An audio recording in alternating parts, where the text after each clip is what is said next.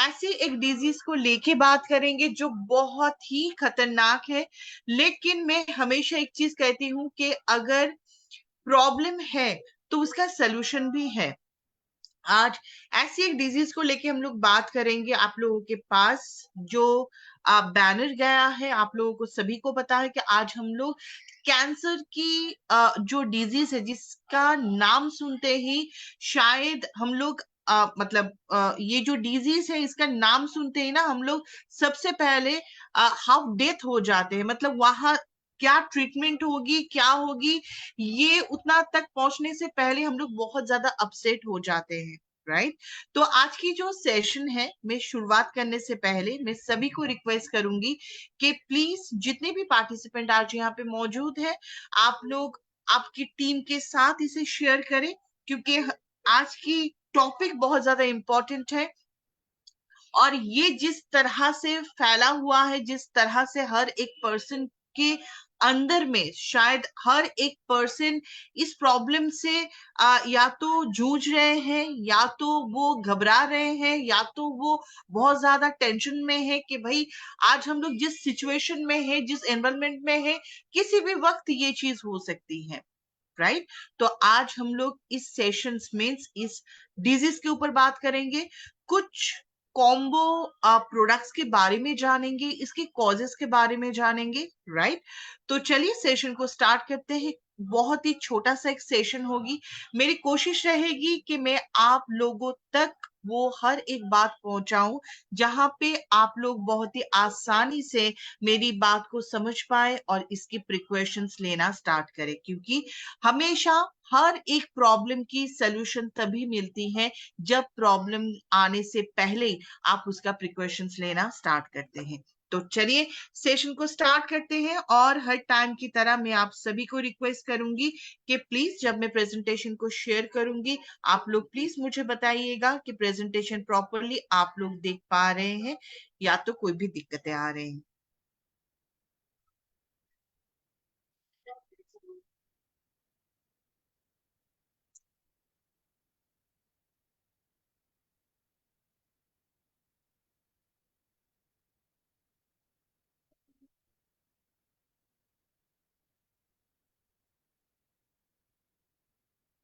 Thank you so much everyone, जितने भी लोग रिस्पॉन्स किए हैं, thank you so much.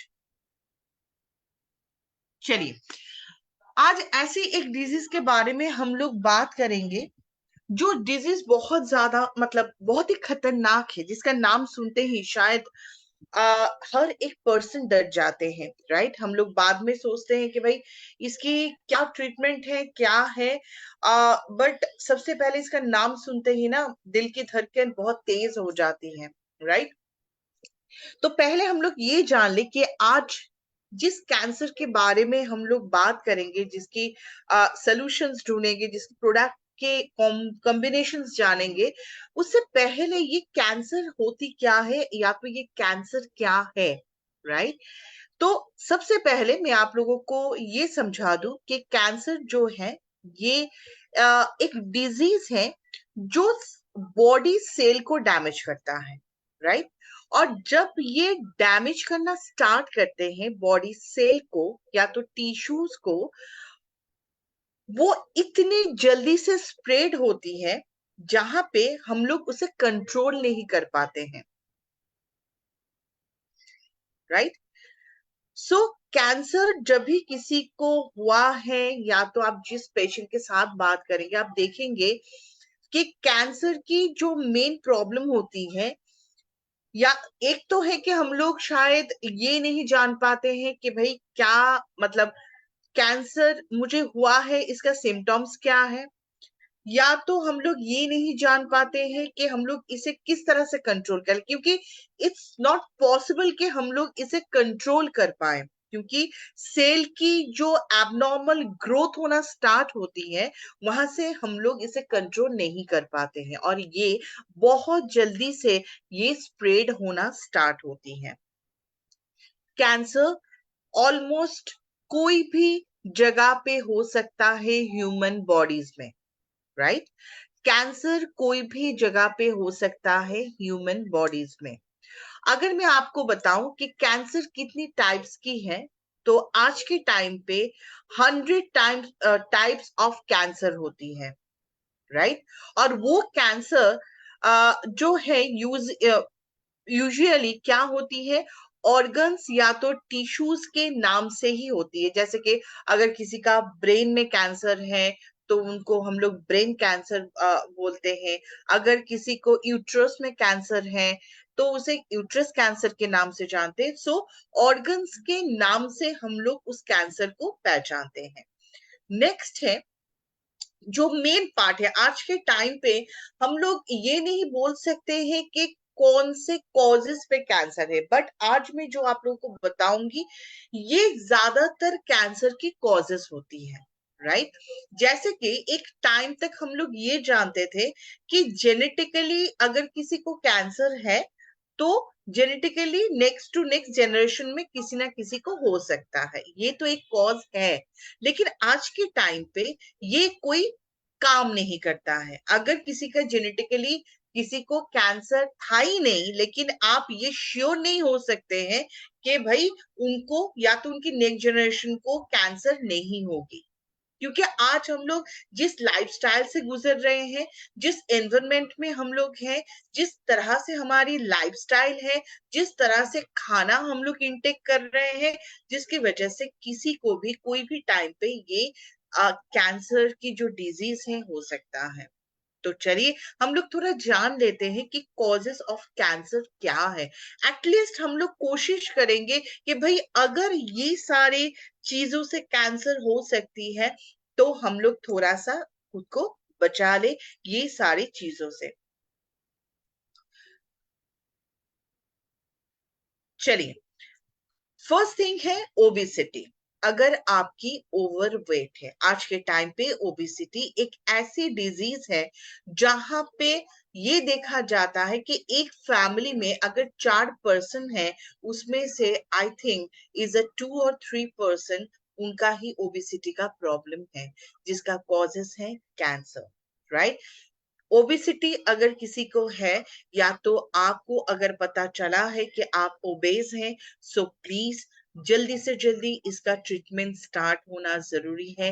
Weight loss करना जरूरी है। एटलीस्ट ओबेस के वजह से आपको इस तरह से कोई भी डिजीज आपको हमारी बॉडी पे ना आए, इसका ध्यान रखना बहुत इंपॉर्टेंट है। Next, tobacco, right. जो लोग स्मोक करते हैं, प्लीज स्टॉप स्मोकिंग, राइट। शायद ये सभी को पता है, क्योंकि कभी कभी मैं ये भी बताती हूँ कि कभी कभी ना जानबूझ के भी हम लोग मौत की तरफ बढ़ते हैं। अगर आप स्मोक करते हैं तो हर एक पैकेट्स के ऊपर एक डेंजर एक पिक्चर होता है, राइट। सो वो देख के भी बहुत सारे लोग ऐसे हैं जो स्मोक करते हैं, राइट। तो मैं यही रिक्वेस्ट करूंगी कि आप लोग सभी जानते हैं स्मोक, अल्कोहल, ये सारी चीज कैंसर की कॉजेस होती हैं, राइट। नेक्स्ट है chronic inflammations, right. Chronic inflammation मतलब बहुत बार ऐसे अगर किसी को ट्यूमर हुआ है, किसी को सिस्ट हुआ है, और अगर उसका प्रॉपर ट्रीटमेंट नहीं हो रहा है, अगर आप बहुत ही कैजुअली ले रहे हैं, तो वहां से भी कैंसर ग्रोथ हो सकती है। एज फैक्टर, गाइस ये एज फैक्टर जो है ज्यादातर देखा गया है कि जब एक एज के टाइम मतलब आफ्टर 50 55 उसके बाद देखा गया है ज्यादातर कैंसर ज्यादा होती है। इसका मतलब ये नहीं है, एक छोटे बच्चे को भी कैंसर हो सकता है, राइट। लेकिन ज्यादातर ये देखा गया है कि एज का भी एक फैक्टर होती है कैंसर की कॉजेस के लिए। आप देखेंगे जब एक लेडीज का मेंस्ट्रुएशन सर्कल स्टार्ट होता है, मतलब जब आई एम सो सॉरी, जब एक लेडीज का मेंस्ट्रुएशन सर्कल खत्म होता है, उस टाइम पे ज्यादातर मतलब जिस स्टेज को हम लोग मेनोपॉज के नाम से जानते हैं, उस टाइम पे ज्यादातर लेडीज को इस कैंसर की चांसेस ज्यादा बढ़ जाती है, या तो हो सकता है यूट्रस कैंसर हो सकता है, राइट। तो एज एक फैक्टर है। नेक्स्ट है रेडिएशन। गाइस ये हम लोग सभी जानते हैं, मैं यहाँ पे लैपटॉप में बैठ के आप लोगों के साथ मीटिंग कर रही हूँ, ज्यादातर हम लोग मोबाइल के साथ बिजी रहते हैं। हम लोग जब बाहर निकलते हैं तो यूवीए प्रोटेक्शंस नहीं लेते हैं। तो आप जिस घर में है हर एक जगह पे रेडिएशंस है। तो इस जगह मतलब इसकी वजह से भी आपके घर में जो फ्रिज है, माइक्रोवेव है, आपके घर में जो एसी चल रहा है, आपके घर में जो लाइट्स है, राइट, हर एक जगह पे जो रेडिएशंस है उसकी वजह से भी इस कैंसर की मतलब कैंसर हो सकता है। राइट। नेक्स्ट है इन्फेक्शंस, मतलब कोई भी वायरस बैक्टीरिया इसके थ्रू भी आपको कैंसर की चांसेस हो सकती है। Main part is a immunity system. अगर आपकी इम्यूनिटी पावर बहुत ज्यादा वीक है, क्योंकि पहले ही मैंने कहा था कि कैंसर क्या है, जब आपकी सेल जो है, बॉडी की सेल जो है, अगर एबनॉर्मल सेल की, अगर मैं नॉर्मल भाषा में आपको समझाऊं, तो एबनॉर्मल सेल की जब ग्रोथ होती है, जब एक्टिव सेल अपनी काम करना बंद कर देते हैं या तो डिस्ट्रॉय हो रही है, फिर से वो एक्टिव नहीं हो पा रही है, नया सेल की ग्रोथ कम हो रही है, जिसकी वजह से वहां पे एबनॉर्मल सेल की ग्रोथ ज्यादा हो रही है। सो आपकी इम्यूनिटी पावर को अगर हम लोग स्ट्रॉन्ग करते हैं, खुद की इम्यूनिटी पावर को अगर हम लोग स्ट्रॉन्ग बनाते हैं, तो शायद हम लोग इस कैंसर से बच सकते हैं। नेक्स्ट है विटामिन की डेफिशिएंसी। ज्यादातर ए, सी या तो डी विटामिन की डेफिशिएंसी की वजह से ये कैंसर ज्यादा से ज्यादा हो सकती है। जेनेटिक भी एक कॉजेस है, लेकिन आज के टाइम पे जेनेटिकली भी होती है, आज के टाइम पे जेनेटिक को छोड़ के भी किसी को भी कैंसर हो सकती है। नेक्स्ट है मिनरल डेफिशिएंसी। आप लोग सभी जानते हैं मिनरल्स हम लोगों की बॉडी में, ह्यूमन बॉडी में किस तरह से सुरक्षा कवच डालते हैं या तो सुरक्षा कवच देते हैं। हम लोगों के पास जो केएमडी है, जो सिटी एमडी है, सारे चीज बहुत इंपॉर्टेंट है। आप लोग सभी जानते हैं कि मिनरल्स आपकी बॉडी में प्रॉपरली होना बहुत ज्यादा जरूरी है। नेक्स्ट है स्ट्रेस। गाइस जिसको छोड़ के तो हम लोग नहीं जा सकते, क्योंकि मैं हमेशा कहती हूँ कि ये जो स्ट्रेस है जिसे छोड़ के तो हम लोग नहीं जा सकते, लेकिन इस तरह से अगर खुद को मेंटेन करें, जैसे कि आप अगर योगा करते हैं, आप अगर जिम करते हैं, आपको अगर बहुत ज्यादा आप डिप्रेशन में हैं तो अच्छा गाना सुन लीजिए, खुद को मोटिवेट कीजिए। लेकिन ट्रेस में अगर आप ज्यादा टाइम रहते हैं, देखिए हर एक पर्सन ट्रेस में रहते हैं। मैं अगर मेरे घर में किसी का प्रॉब्लम है, मैं भी ट्रेस में रहती हूँ, आप लोग भी रहते होंगे। लेकिन बहुत सारे लोगों को आपको देखने के लिए मिलेंगे कि जो लोग बहुत ज्यादा ट्रेस में तो है, लेकिन वो बहुत अच्छे से खुद को मैनेज भी कर लेते हैं। क्योंकि जितनी पार्टिसिपेंट आज यहाँ पे है, कोई नहीं बोल सकता कि भाई मैं स्ट्रेस से बिल्कुल दूर हूँ। आपकी लाइफ में भी है, लेकिन बहुत सारे ऐसे लोग होते हैं जो स्ट्रेस को साथ लेके चलते हैं और वो उसे मैनेज करना भी जानते हैं। मैं इसके बारे में बात कर रही हूँ। स्ट्रेस सबके लाइफ में रहेगी, लेकिन उसे आपको मैनेज करना जरूरी है कि वो आपके ऊपर हानिकारक ना हो जाए। राइट। नेक्स्ट है फूड डाइट। ये बहुत इंपॉर्टेंट है। राइट। फूड डाइट का मतलब मैं ये नहीं बोल रही हूँ कि आप अगर मंथ में 2 बार बिरयानी ले लेते हैं, इंटेक कर लेते हैं, तो उसमें कोई भी प्रॉब्लम है नहीं। लेकिन बाकी के दिन आपको प्रॉपरली अगर आप डाइट को मेंटेन करते हैं, तो एटलीस्ट आप इससे कैंसर से बहुत दूर रहेंगे, इतना मैं आपको बोल सकती हूँ। राइट।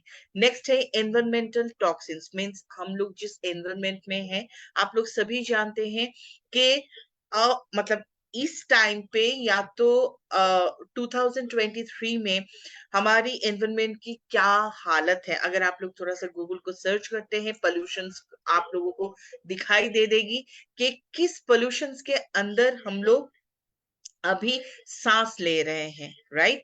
तो ये कैंसर की और एक कॉजेस है, and is a type 2 diabetic. जिनको टाइप 2 डायबिटिक है, प्लीज आप लोग पहले से खुद को प्रोटेक्शंस लीजिए।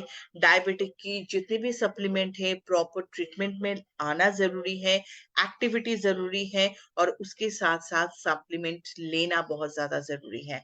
तो ये रहा कैंसर की कॉजेस। अब चलते हैं कैंसर की सोल्यूशन क्या है गाइस? अगर मैं सोल्यूशंस की बात करूं तो ये जानना जरूरी है कि इसके लिए हम लोगों के पास मतलब कीवा के पास कौन सा सोल्यूशन है। मैंने स्लाइड शो कर दिया है। अगर किसी को देखने में कोई भी दिक्कत हो रही है तो प्लीज मुझे एक बार चैट बॉक्स में बता दीजिएगा। मैं फुल स्क्रीन में इसे कर रही हूँ। आई थिंक सभी को दिखाई दे रही होगी। चलिए आज हम लोग ना एक कॉम्बिनेशंस के बारे में जानेंगे। वो कॉम्बिनेशन क्या है?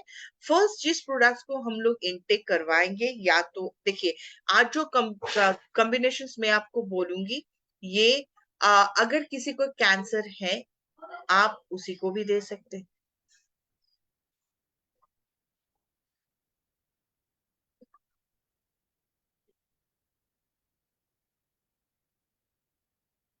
एक मिनट गाइस।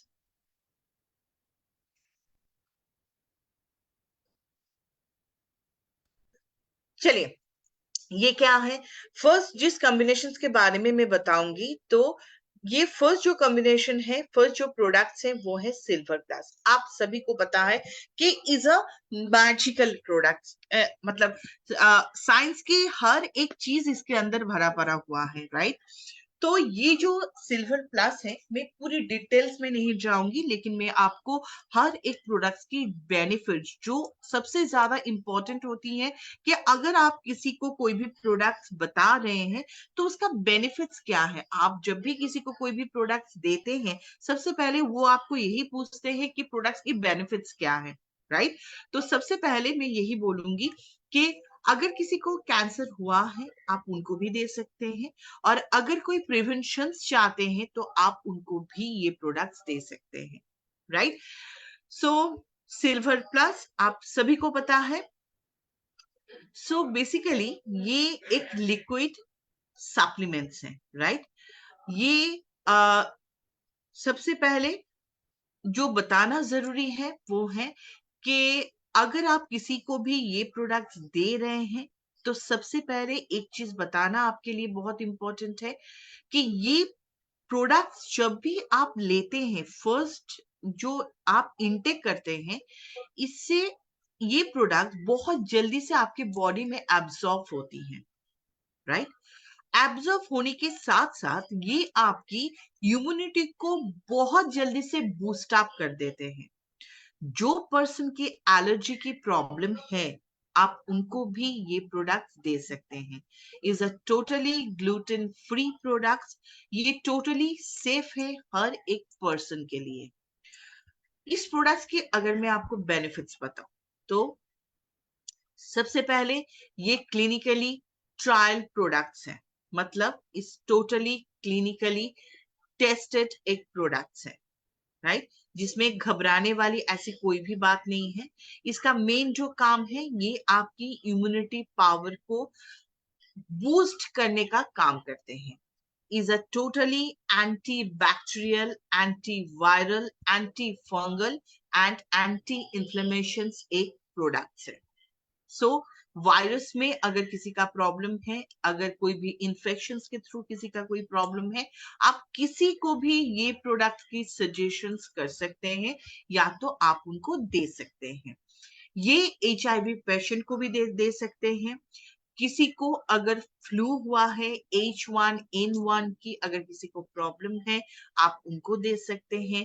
ब्लड फ्लू जिसका मतलब आप लोग सभी जानते होंगे, HIV, H1N1 flu, blood flu, ये सारे जो पेशेंट हैं, या तो अगर बहुत बार हम लोगों को ना पेपर्स में भी मतलब ऐसे कोई न्यूज आते हैं कि भाई फिर से ब्लड फ्लू स्टार्ट हो गया है, H1N1 फ्लू स्टार्ट हो गया है, तो सबसे पहले खुद की बॉडी को इम्यूनिटी पावर को बूस्ट कर देना सबसे इंपॉर्टेंट है।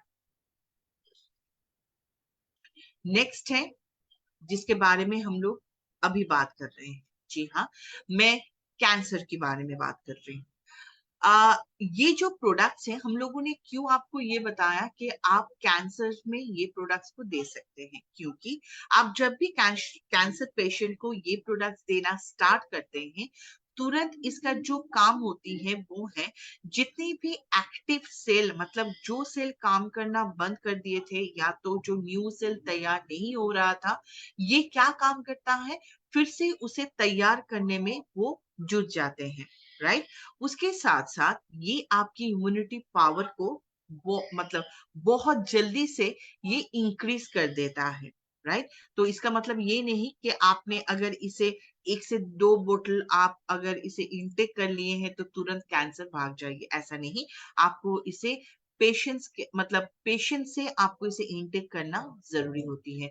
आप इसे कैंसर पेशेंट को दे सकते हैं, कोई भी स्टेज में अगर है, कोई भी स्टेज में मतलब लास्ट स्टेज में ना हो, उसमें आप इसे दे सकते हैं। लेकिन अगर कोई लास्ट स्टेज में भी है, अगर आप इसे दे रहे हैं तो हम लोग ऐसे देखे हैं कि उनकी लाइफ लॉन्जेविटी बढ़ी है, राइट। नेक्स्ट है ट्यूमर की जो पेशेंट है, आप उनको भी ये प्रोडक्ट्स दे सकते हैं। अगर किसी को कोई भी डिजीज है, आप उनको दे सकते हैं।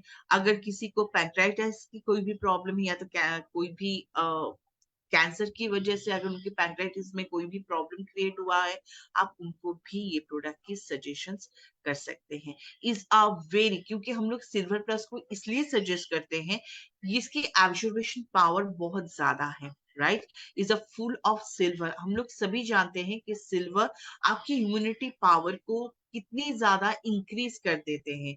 उसके साथ साथ इसके अंदर और क्या है, इज अ 10 ppm, मतलब आप बोल सकते हैं कि सिल्वर की जो स्ट्रॉन्गनेस है आपको इस प्रोडक्ट्स के थ्रू आपको मिल सकती है, राइट।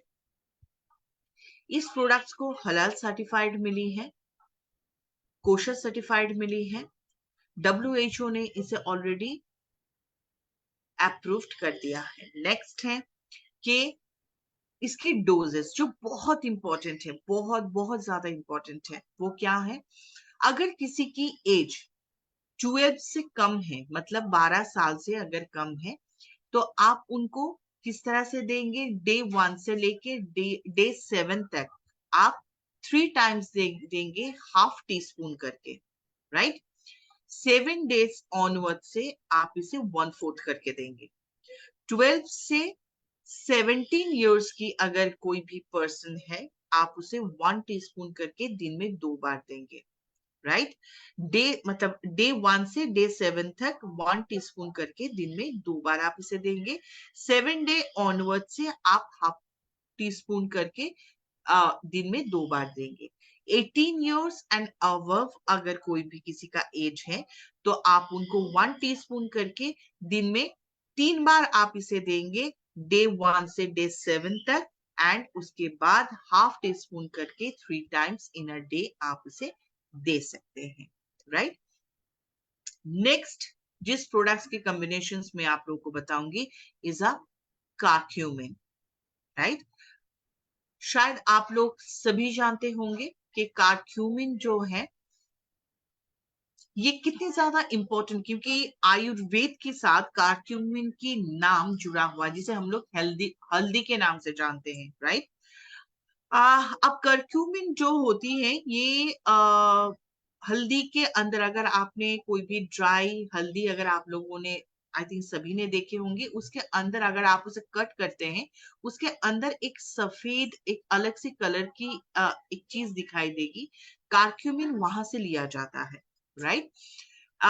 बेसिकली ये, जैसे कि कार्क्यूमिन की अगर मैं खासियत बताऊं, जैसे कि फर्स्ट थिंग, ये आपकी ब्लड की प्यूरिफाई करता है, राइट। आप बोल सकते हैं कार्क्यूमिन को इज अ एंटीसेप्टिक एक प्रोडक्ट है, राइट। आपकी ब्लड को प्यूरिफाई करने का काम करते हैं।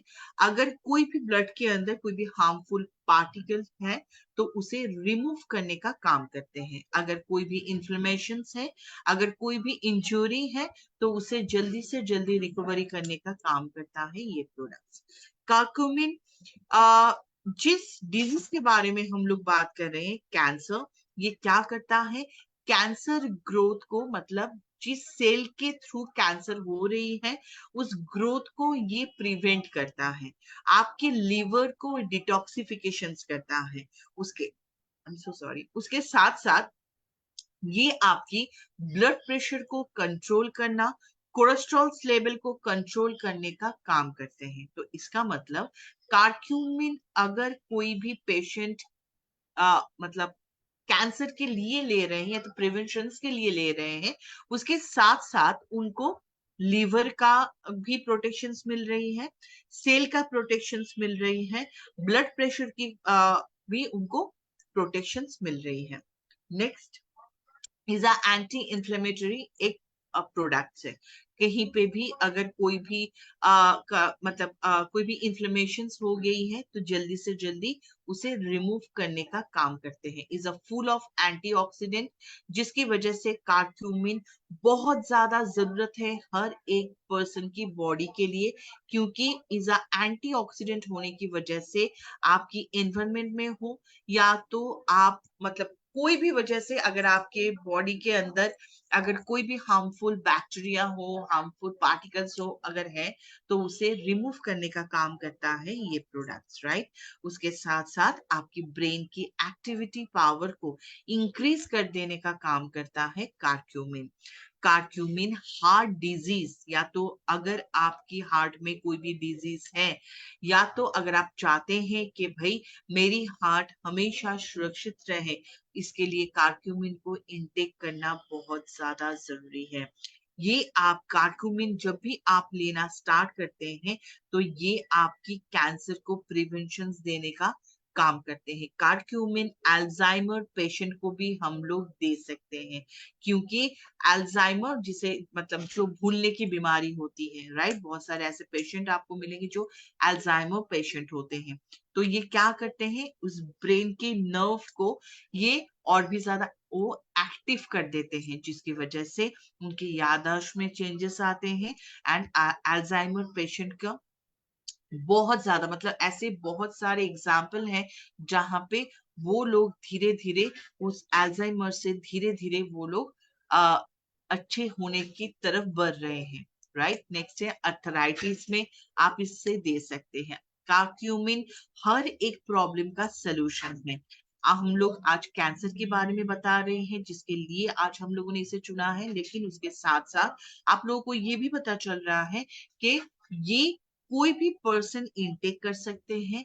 जैसे कि अगर किसी को एजिंग की प्रॉब्लम है, मतलब फेस में अगर किसी को कोई भी प्रॉब्लम है, आप उनको भी ये प्रोडक्ट्स दे सकते हैं। लिवर के प्रॉब्लम में दे सकते हैं, इन्फ्लेमेशन में आप इसे दे सकते हैं। सो आप इसे कोई भी पेशेंट को भी इनटेक के लिए दे सकते हैं। आपको किस तरह से इसे इनटेक करना है, आप इसे दिन में 2 बार एम्प्टी स्टमक आप इसे इनटेक करेंगे, खाने से आधे घंटे पहले या तो 1 घंटे पहले, राइट। नेक्स्ट जिस प्रोडक्ट के बारे में मैं आप लोगों को बताऊंगी is a noni, and noni juice is a miracle product. Cancer में आपको ये कॉम्बिनेशन देना बहुत बहुत ज्यादा जरूरी है, राइट। अगर मैं नोनी जूस के बारे में आप लोगों को बताऊं तो नोनी जूस जैसे कि कैंसर के बारे में हम लोग बात कर रहे हैं, उसके साथ साथ ये लिवर डाइजेशन सिस्टम को इम्प्रूव करना, हार्ट प्रॉब्लम, डायबिटिक ऐसे प्रॉब्लम में भी आप इसका यूज करवा सकते हैं। नोनी जो जूस है, ये नोनी जूस क्या करते हैं, क्योंकि इस नोनी जूस के अंदर ओनली फॉर नोनी जूस मतलब नोनी नहीं है, उसके साथ साथ है गोजी बेरी, गार्सिनिया और उसके साथ साथ है विथेनिया सोमनिफेरम, राइट। ये जो कॉम्बिनेशन है, ये कॉम्बिनेशन आपको आपकी सेल को प्रोटेक्ट करने के साथ साथ आपको हजारों प्रॉब्लम्स का सॉल्यूशंस दे सकता है ये प्रोडक्ट्स, राइट। ये एक ऐसी प्रोडक्ट्स हैं जो जिसकी टेक्नोलॉजी मतलब इसकी जो मैन्युफैक्चरिंग टेक्नोलॉजी है ये बिल्कुल अलग है। इसके अंदर ना तो कोई प्रेजर्वेटिव है, ना तो कोई एडिड कलर है, ना तो कोई फ्लेवर है। 100% ये वेजिटेरियन प्रोडक्ट्स हैं।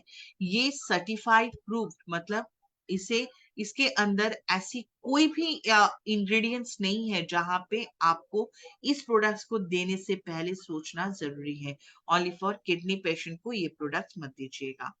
नोनी को ज्यादातर क्वीन ऑफ हेल्थ प्लान्स कहा जाता है, क्योंकि अगर कोई भी प्रोडक्ट्स को क्वींस कहा जा रहा है, मतलब क्वीन ऑफ हेल्थ प्लान्स कहा जा रहा है, तो शायद आप लोग जान पा रहे हैं कि इसके अंदर भाई कुछ ना कुछ तो जरूर है जहां पे इसे इस नाम से जाना जाता है, क्योंकि इस नोनी के अंदर है ACEB, B2, B6, B12, calcium, iron, folic acid, जितने भी आप जानते हैं, potassium, magnesium, zinc, copper, mineral, उसके साथ साथ carbohydrate, potassiums and 160 plus isolated nutritions.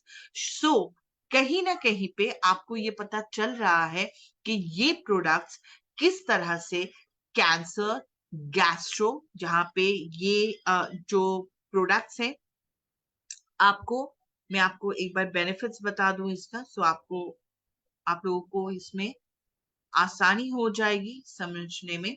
ये बेसिकली क्या काम करता है? फर्स्ट थिंग, ये पूरी बॉडी को डिटॉक्सिफिकेशन करता है। जब भी आपकी बॉडी डिटॉक्सिफिकेशन होती है, इसका मतलब आपकी आधी प्रॉब्लम का सोल्यूशन सही पे हो जाती है, क्योंकि आप लोग शायद सभी जानते होंगे कि सारे ये जो खेल है, हर एक डिजीज का जो मेन प्रॉब्लम है वो है टॉक्सिन्स। अगर टॉक्सिन्स निकल रहा है तो इसका मतलब आप प्रिवेंशन आपको मिल रही है, आप बहुत सारे डेंजर प्रॉब्लम से आप दूर जा रहे हैं। नेक्स्ट है आपकी इम्यूनिटी सिस्टम को इंक्रीज करना, जहां पे मैंने आप लोगों को ये कहा था कि कैंसर मतलब आपकी सेल की, एक्टिव सेल की ग्रोथ को इंप्रूव करना है, आपकी इम्यूनिटी पावर को इंक्रीज करना है, राइट। नेक्स्ट है आपकी डाइजेशन सिस्टम को भी ये मतलब डाइजेशन सिस्टम को इंप्रूव करता है। जो कैंसर है उसके रिस्क फैक्टर को ये रिड्यूस करता है। उसके साथ साथ कैंसर की एक कॉजेस मैंने आप लोगों को बताया था, ओबेसिटी। जो ओबेस है जरूर नोनी जूस को इंटेक करना स्टार्ट करें। उसके साथ साथ जिनको स्लीपिंग के डिसऑर्डर है, आप इस प्रोडक्ट्स को ले सकते हैं। जिनको डायबिटिक के प्रॉब्लम है, जितने भी देखिए यहाँ पे ना, जितने भी कॉजेस मैंने कैंसर के लिए बताया था, आपको यहाँ पे हर एक कॉजेस का सोल्यूशन नोनी जूस दे रहा है। उसके साथ इस कॉम्बिनेशन को अगर आप लोग इंटेक करना स्टार्ट करते हैं तो बहुत सारे प्रॉब्लम का सोल्यूशन आपको मिल सकता है, नॉट ओनली फॉर कैंसर, उसके साथ साथ बाकी की ऑर्गन्स को भी आप प्रोटेक्ट कर सकते हैं। नेक्स्ट है जिनको ब्लड प्रेशर की प्रॉब्लम है, उसे नॉर्मलाइज करने का काम करता है ये प्रोडक्ट्स। आपकी स्किन, हेयर, स्कैल्प, गाइस अगर किसी को हेयर फॉल की प्रॉब्लम है, स्किन की प्रॉब्लम है, स्कैल्प में प्रॉब्लम है, हम लोग बहुत सारे ऑयल यूज करवाते हैं, बहुत सारे मतलब शैम्पू यूज करवा रहे हैं, हजारों मेडिसिन मतलब सप्लीमेंट उनको दे रहे हैं, लेकिन जो आप जो भी दीजिए उसके साथ साथ नोनी जूस को ऐड करना बहुत ज्यादा जरूरी है, right.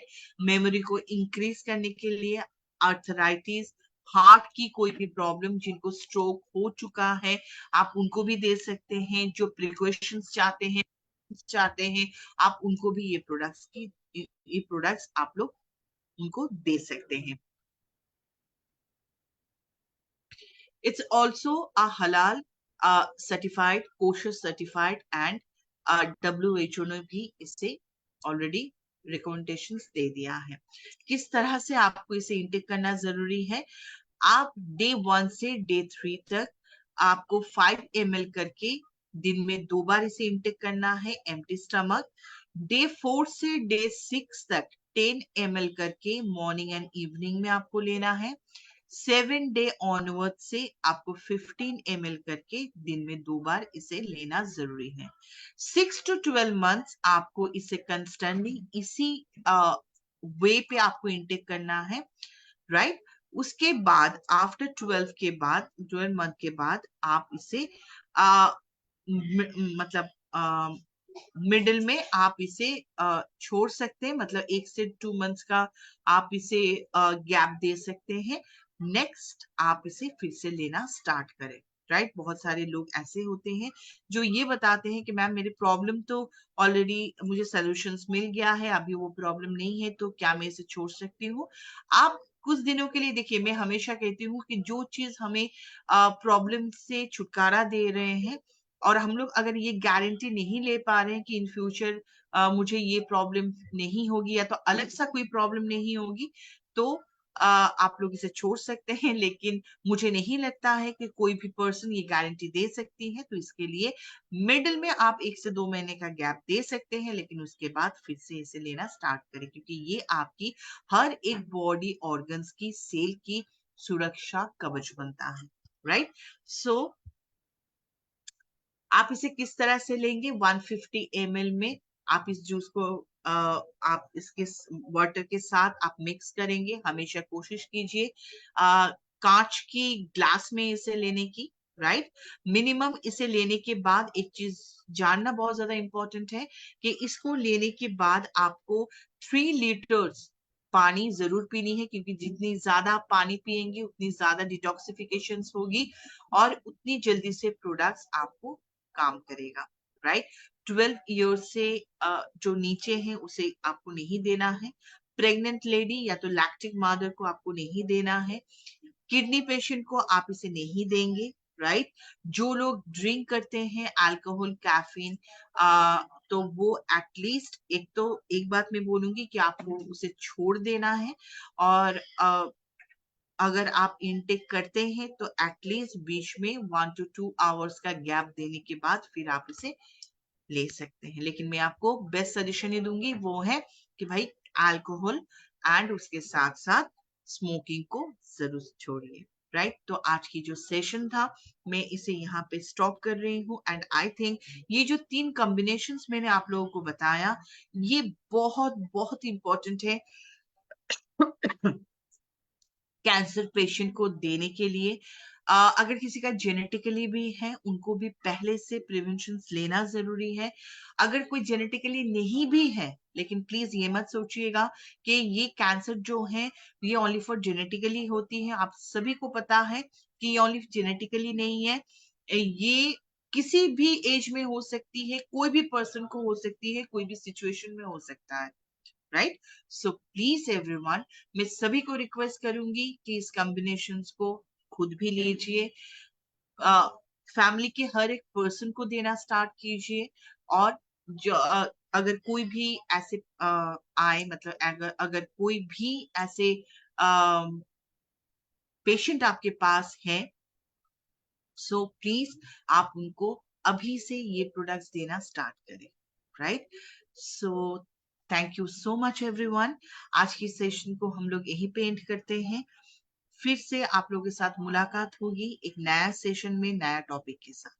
Thank you so much. Good night everyone.